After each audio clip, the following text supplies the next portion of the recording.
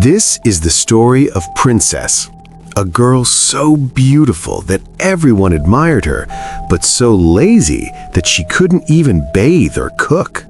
She blamed witches, bad luck, and even her mother for her failures. Do you want to know what happened next?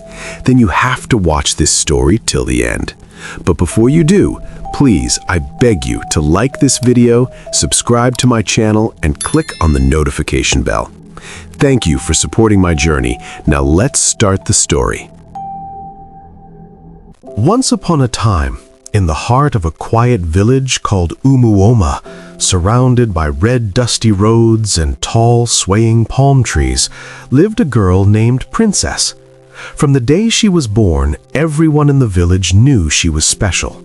Her skin glowed like polished ivory in the sun, her eyes were bright and curious, and her smile had a charm that could stop a conversation mid-sentence. People whispered that she was destined for greatness. But behind her beauty was a flaw no one could fix. Princess was extraordinarily lazy.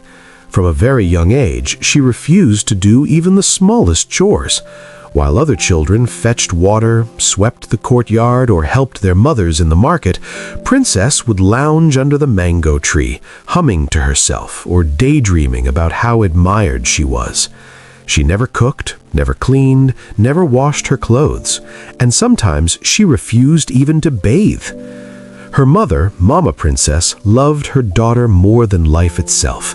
She had lost her husband when Princess was very young, and all her energy went into ensuring her daughter had everything she wanted. Mama Princess sold vegetables at the market from dawn till dusk, often carrying heavy baskets on her head under the burning sun. Every coin she earned was spent on Princess, every moment of her day dedicated to fulfilling her daughter's needs. But this love had an unintended consequence. From the time Princess was 5, Mama Princess had done everything for her.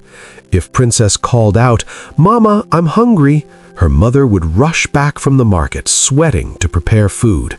If Princess's clothes were dirty, Mama Princess would wash them immediately, often before Princess even asked. If Princess sat on the floor refusing to move, Mama Princess would pick her up, carrying her like a baby. Neighbors shook their heads and warned her, "Mama Princess, you are spoiling this child. One day you will not be here to do everything for her. She must learn to take care of herself." But Mama Princess would smile softly and reply, "She is my only child. Let her enjoy life while she can. One day she will learn." As the years passed, Princess's laziness only grew stronger. By the time she turned 16, she was known throughout Umuoma not just for her beauty, but also for her unwillingness to lift a finger. Her skin remained smooth and radiant, her eyes continued to shine, and her smile could charm anyone. But beneath the surface, Princess had developed a stubborn belief that beauty alone could sustain her.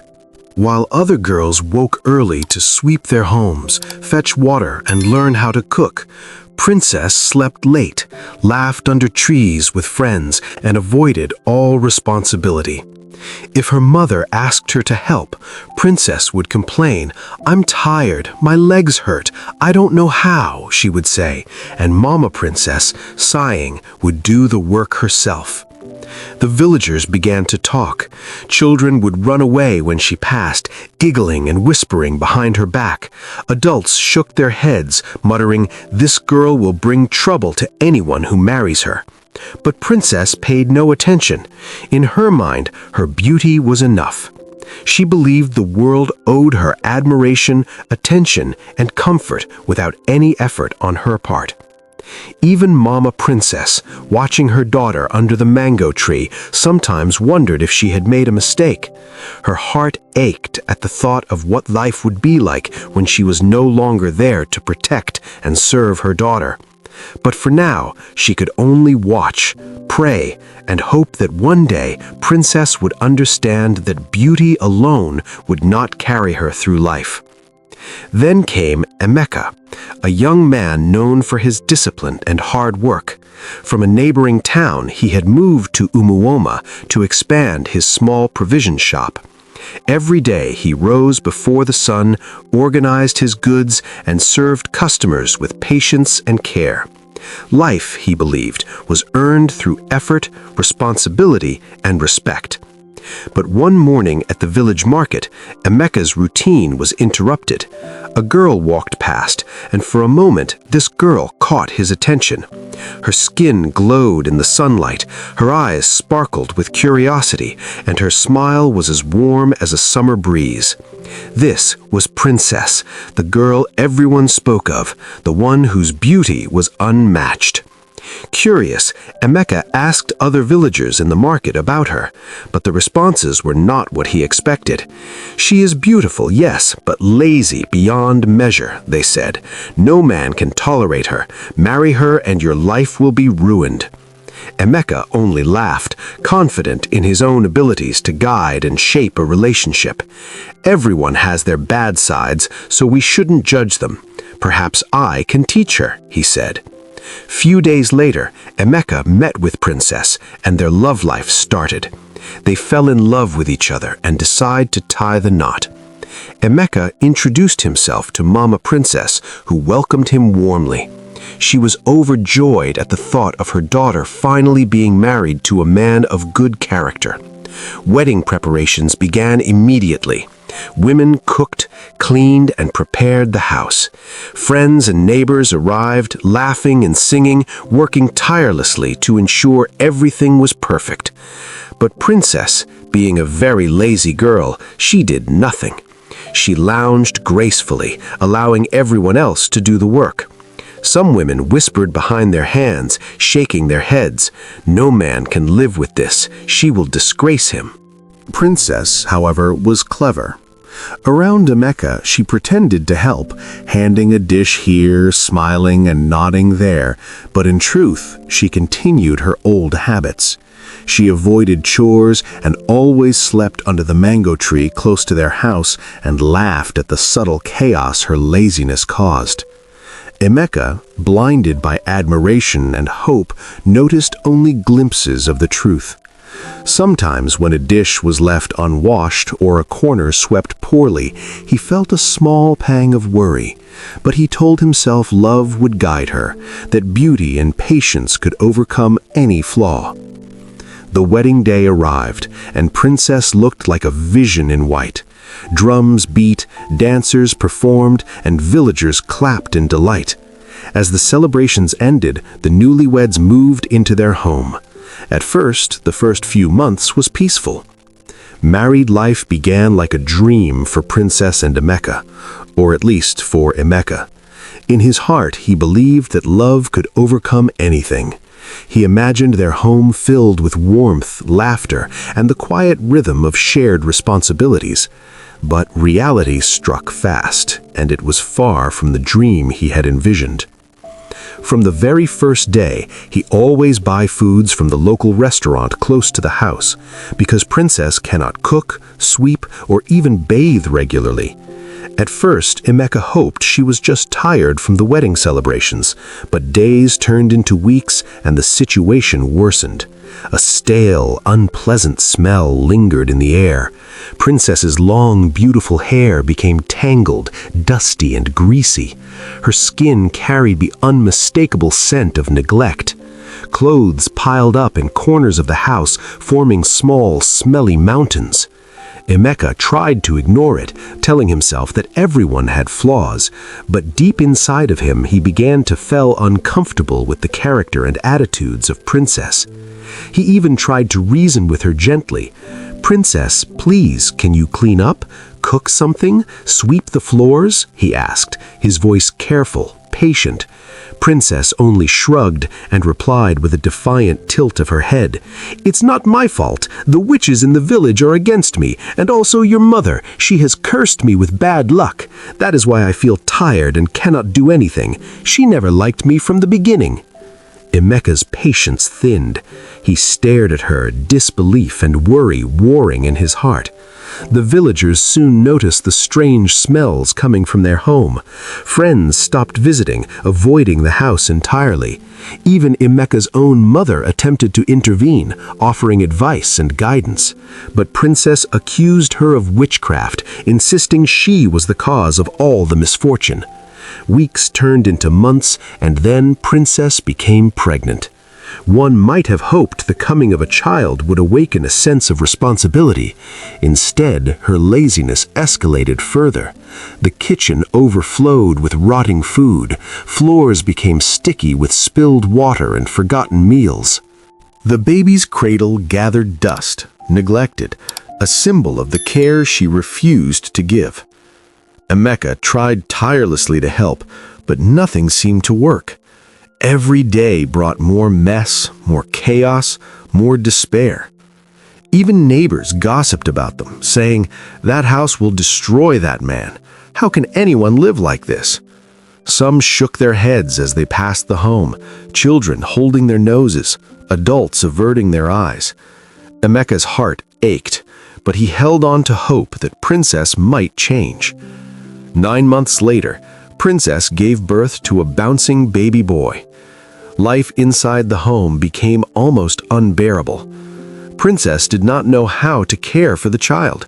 She allowed flies to swarm around his diapers, ignored his cries for hours, and refused to bathe or feed him properly. Amecha watched in growing horror as the woman he loved became someone he could no longer live with. One evening, after a particularly chaotic day, Amecha could take no more. He carried the crying baby in his arms, his chest heavy with heartbreak and frustration. "I cannot live like this anymore," he said firmly. "You cannot even care for yourself or our child. Pack your things and leave my house." And that was how Amecha chased Princess out of his house. But still, Princess did not even show any sign of remorse, or even try to beg her husband. She was just shouting at the top of her voice, blaming witches, luck, even Amecha's mother, but none of it could change her circumstances. The reality of her laziness and refusal to take responsibility hit her like a thunderbolt. She was sent out of her marriage, abandoned by her husband, with a child she had never truly learned to care for. Hello, dear viewers. Do you think Amecha did the right thing by sending her packing out of his house with the child? Drop your thoughts in the comments. While you do so, please like this video and click on the subscribe button. Thank you. Now let's continue. After Amecha chased her from their home, Princess returned to her mother's house holding her crying baby close. The sight of her daughter, disheveled, exhausted, and neglected, struck Mama Princess like a blow. Tears filled her eyes, and she fell to her knees, weeping and praying aloud. "Lord, please open her eyes. Help my child see the path before it's too late," she pleaded, her voice trembling. But Princess paid no attention. She had returned to her old life as though nothing had happened. The house that had once been orderly under Mama Princess's care quickly descended into chaos. Princess refused to cook, clean, or bathe regularly. Clothes piled in corners, stinking and wrinkled. Even used diapers of her baby was littered everywhere around the house. Went unwashed, milk bottles remained dirty, and the scent of neglect and decay hung in every room. Mama Princess worked tirelessly, trying to clean up after her daughter, but every effort was undermined by Princess's refusal to take responsibility. Days passed, and Princess's negligence only worsened. She often left the baby alone, lying in a cradle or on the floor, while she dressed in fine clothes and wandered into the village. She flirted openly with young men, laughing, tossing her hair, and showing off as though her beauty alone could shield her from judgment. People gossiped as she passed by, shaking their heads in disbelief. How can someone be so careless, so blind to the consequences? Mama Princess watched her daughter with a heavy heart. She shouted, she cried, she prayed through the nights, begging God to open Princess's eyes. But no matter what she did, Princess remained unmoved, stubborn in her laziness and arrogance. The child, innocent and vulnerable, went from one neglected moment to another, relying entirely on an aging grandmother who was growing weaker by the day. Neighbors, too, noticed the decline. Women whispered behind closed doors, "She hasn't learned a thing. Beauty without work has made her worse than before. That child will suffer if she does not change." Even the men shook their heads, pitying the boy who had been born into such carelessness. Princess, for her part, remained blind to the damage she caused. She laughed, joked, and enjoyed the attention of young men in the village, believing that her beauty could replace effort, responsibility, and discipline. Each day she treated the house as a playground, the baby as an afterthought, and her mother as a servant who existed solely to clean up her mess. Mama Princess's heart ached every time she looked at her daughter. She remembered when Princess was a little girl, full of charm but teachable, and she regretted spoiling her. The prayers, the warnings, the tears, all seemed wasted on a daughter who refused to see the truth. As the days stretched into weeks, the tension in the house grew. The neighbors' gossips turned into quiet condemnation, and the atmosphere inside Mama Princess's home became heavy with worry. Princess remained beautiful, still young, still captivating, but her beauty now masked recklessness, irresponsibility, and a dangerous sense of entitlement. Few years passed, and life for Princess reached a breaking point. Her baby cried constantly, small fists waving in the air, hungry and neglected, while the house around them seemed to collapse under its own chaos. The kitchen was littered with rotting food, piles of dirty clothes grew higher each day, and dust coated every surface. Once a proud, orderly home, it had become a prison of neglect. Princess, now a single mother, leaned heavily on what little support she could scrape together, but even that support was not supportive enough. Mama Princess, who had always carried the household on her own shoulders, had aged rapidly from the constant stress. Her back ached, her legs trembled, and each day walking across the compound became harder than the last. Once strong and tireless, she could no longer provide for her daughter and grandchild as she had before. She prayed, wept, and whispered pleas to God, but her efforts often felt like drops in an endless desert. Princess, however, refused to change. She would not sweep, cook, or even bathe regularly. She did not attempt to learn a trade or to earn honest living. She still dreamed of wealth, admiration, and respect, but she believed those things could come to her without effort. She was certain her beauty alone was enough to protect her, to shield her from the consequences that were slowly closing in. As desperation grew, Princess made choices that sealed her downfall. Instead of looking for a job to do, or at least learn a skill, she turned to men for money. At first, she flirted, laughing and charming them as she had always done. Then, as hunger gnawed at her and her baby, she began exchanging her body for money. Every night, she would leave the house wearing short and revealing dress, only to return the next morning with money she had earned through sleeping around. Mama Princess watched silently, heartbreaking, as her daughter traded dignity for survival. Neighbors shook their heads in disbelief. "She was so beautiful," they whispered, "but laziness and pride have destroyed her completely. How can one so blessed throw it all away?" Even the village children noticed the changes. The once envied princess had become a cautionary tale, a warning of what beauty without effort could bring. Even her baby suffered quietly in the chaos, hungry, unbathed, and weak. Every cry was a reminder of Princess's negligence, every pile of unwashed clothes and rotting food a testament to her refusal to take responsibility. Mama Princess could no longer lift the baby as she once did due to her old age. She could only watch, praying that somehow, some way, her daughter would see the truth before it was too late. But Princess remained blind, intoxicated by the attention her beauty still brought, by the fleeting moments of comfort that immoral choices provided. Each day, she slipped further into a cycle of laziness, vice, and moral decay. Friends, neighbors, and even family began to avoid their house. Her life, once full of potential and admiration, had narrowed into a dangerous, destructive routine. Every evening when she leaves the house, her mother would go down on her aging knees, praying to God in tears, begging for guidance, pleading for Princess to recognize the perilous path she had chosen. But her prayers seemed unheard. Princess laughed, dressed finely, and went out again, leaving chaos and suffering behind her. And so, the once promising young woman, admired for her beauty and charm, became trapped in her own choices. Laziness, arrogance, and reckless desires had turned her life into a downward spiral, and there was no one left to stop her. The consequences of Princess's choices finally caught up with her. Years of laziness, neglect, and reckless decisions had built a life on fragile foundations, and now the cracks were too deep to ignore. The men she had sought for money slowly disappeared, leaving her alone and abandoned. Worse of it all, one of them had left her with a deadly disease that would take her life in a matter of months. At first, she tried to ignore the symptoms. She blamed fatigue, stress, or even the supposed curses of others. But soon her body betrayed her.